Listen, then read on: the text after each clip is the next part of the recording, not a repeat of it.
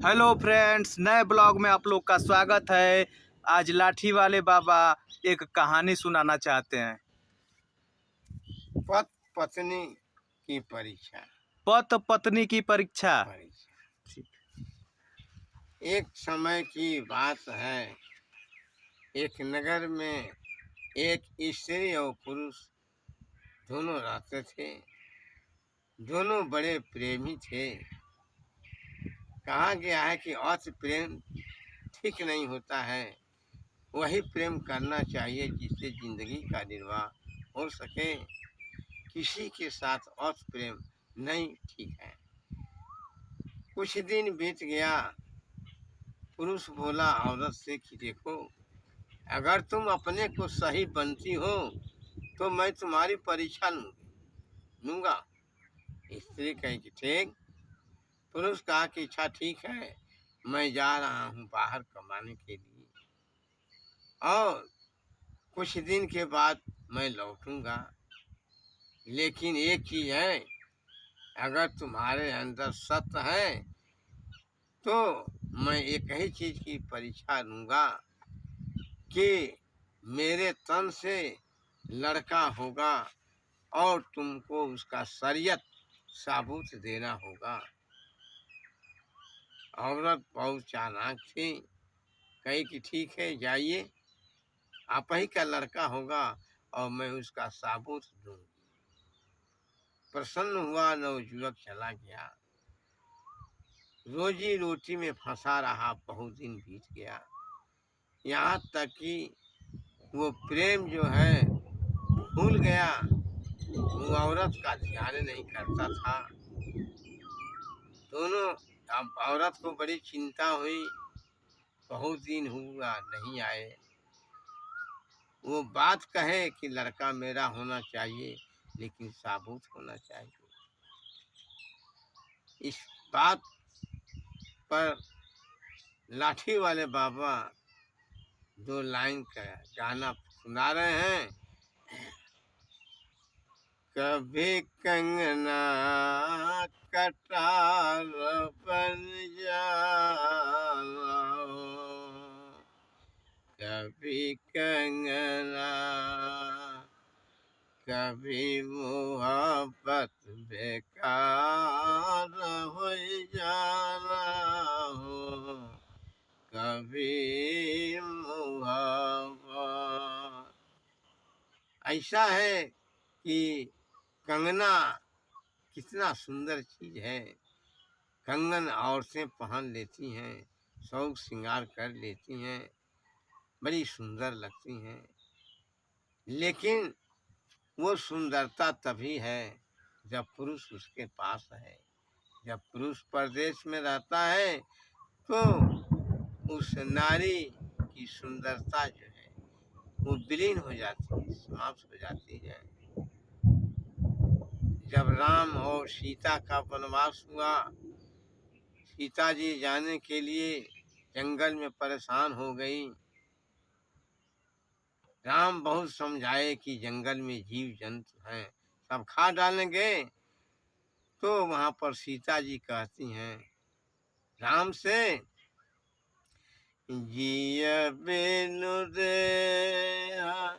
नदिय बिनु बारी, अतैसी अनाथ पुरुष बिनु नारी। हे नाथ, अरे बिना जीव के आत्मा के शरीर की शोभा नहीं होती है। बिना जल के नदी की शोभा नहीं होती है। इसीलिए हे नाथ, बिना पुरुष के पत्नी की शोभा नहीं होती है।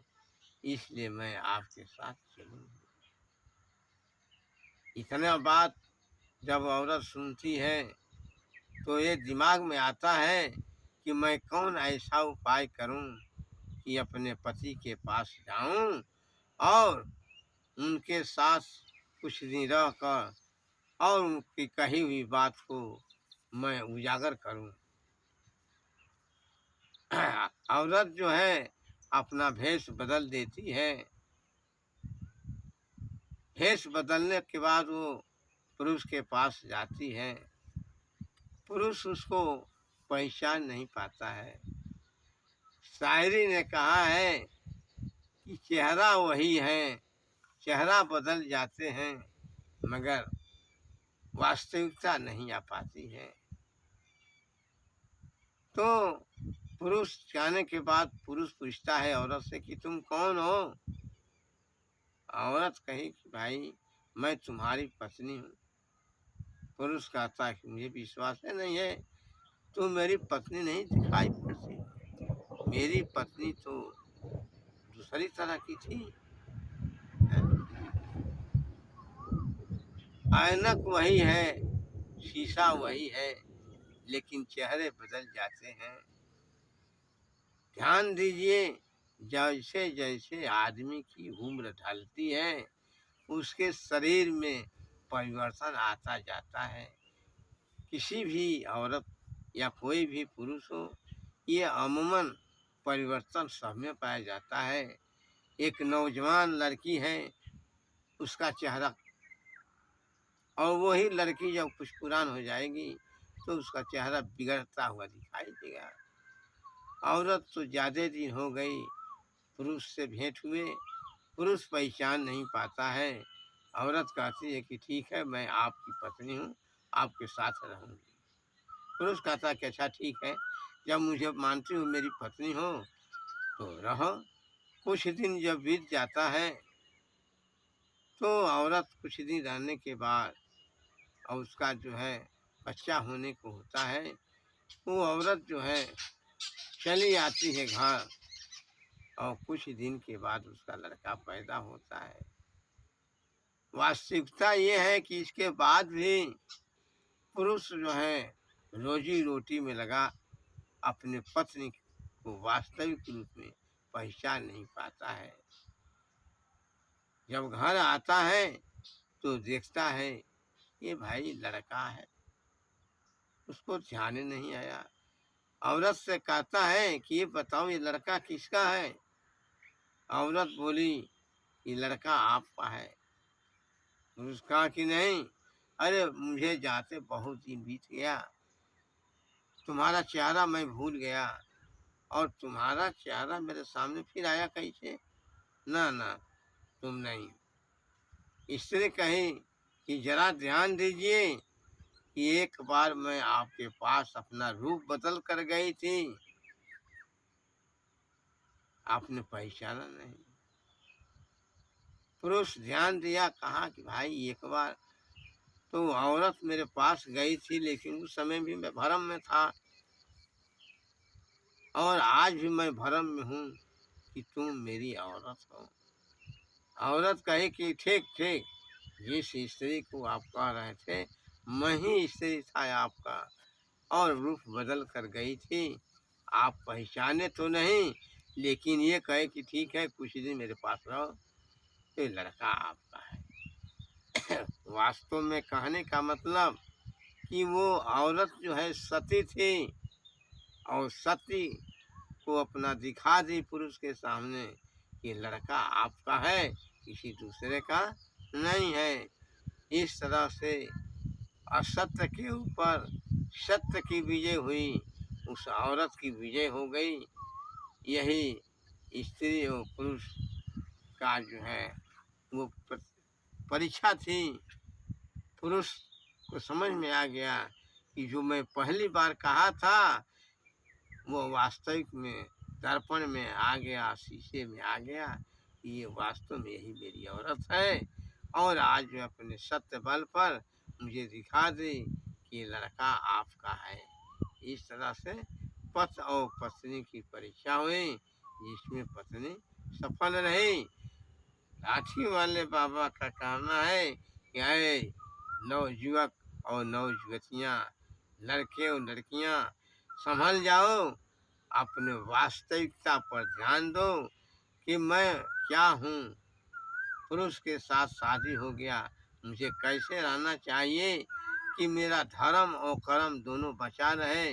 यदि धर्म बचा रहेगा तो जिंदगी में जो है धर्म से आदमी आगे बढ़ता है।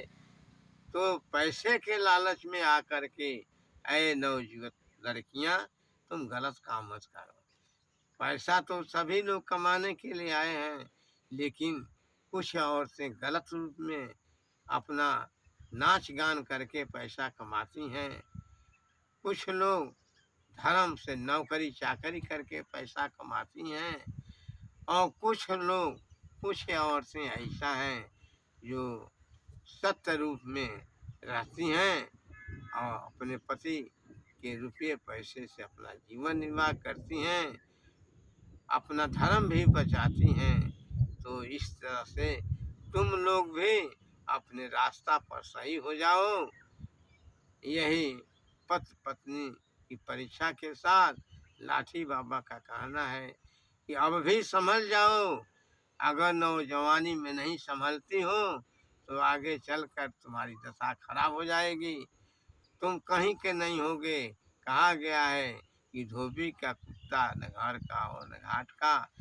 तुम पैसे के कारण अपने धर्म को गंवा दो, धन के कारण, तो धन कब तक रहेगा, लेकिन धर्म तुम्हारा बिगड़ गया तो तुम्हारा जिंदगी बिगड़ गई।